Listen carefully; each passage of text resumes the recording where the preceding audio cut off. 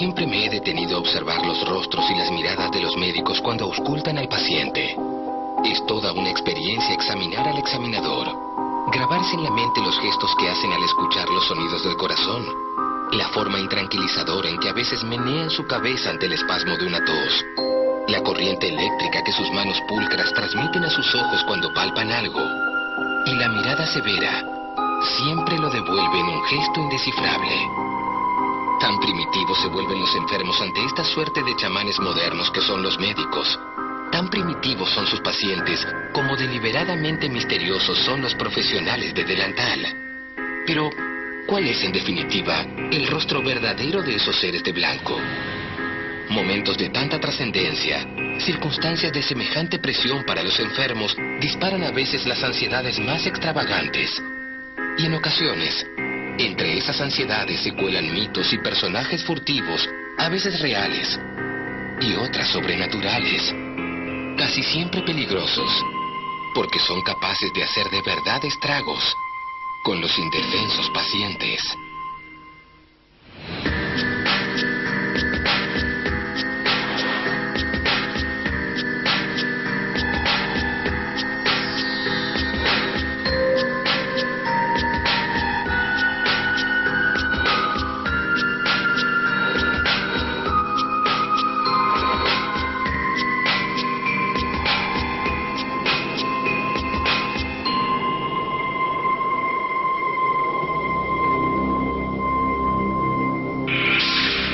El misterio de los hombres de blanco.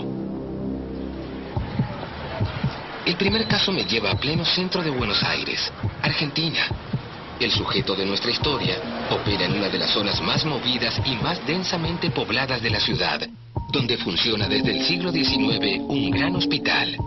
Como pez en el agua nada nuestro subrepticio personaje porque, como sucede con muchos hospitales públicos, es un sitio de contrastes. Conviven allí el prestigio de los destacados especialistas que atienden, con el deterioro edilicio y burocrático. La seguridad es muy pobre y, con miles de personas que a diario lo recorren, no es descabellado que se paseen por sus salas intrusos y simuladores con intenciones que desconocemos. En este gran hospital, casi ningún paciente puede sentirse seguro. Cada tanto los médicos, en sus recorridas de control, descubren con espanto en las personas una herida mal suturada y desprolija a la altura de la vesícula. Esa marca es la señal inequívoca, horrorosa y perfecta de que Pascual Colombo ha vuelto a atacar. Un hombre que vivía en el interior, humilde, y que en base a mucho esfuerzo pudo llegar aquí a Buenos Aires, a la capital federal, y ponerse a estudiar medicina, uno de sus sueños. Se cuenta que había un estudiante que había venido de la provincia con un esfuerzo increíble en él para poder llegar a estudiar medicina, y llegó a la ciudad, empezó a estudiar, y lamentablemente las notas que él tenía no concordaban con la voluntad y las ganas que él podía tener para llegar a lo que él quería. Estaba en esta cosa de decidirse si seguía con la carrera o no, y le llegan las noticias de su pueblo de que había fallecido su mamá. Cuando él pregunta por qué había fallecido su mamá, le comentan que había tenido un problema en la vesícula. Algunas versiones indican que, en este punto, Colombo se trastorna y abandona la carrera cuando recién comenzaba, pero no abandona la facultad. Será en adelante el campo en el cual ejercerá a su manera la medicina.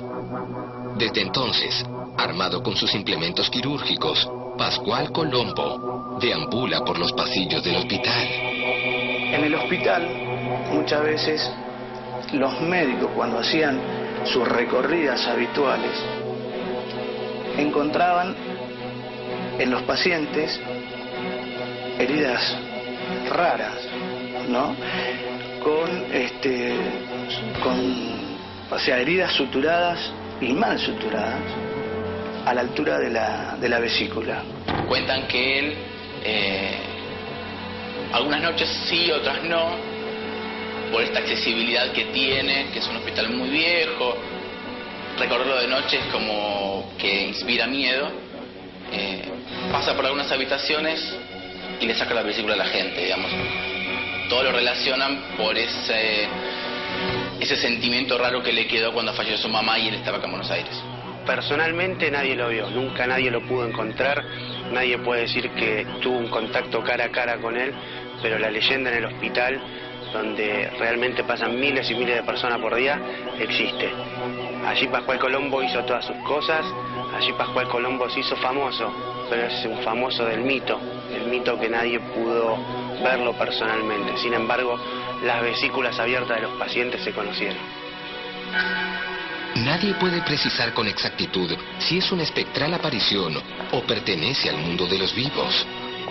Solo se sabe que de tanto en tanto, según cuentan los rumores, se cobra una nueva víctima, a la cual extirpa su vesícula, sin que hasta el momento alguien haya podido reconocerlo, y mucho menos atraparlo.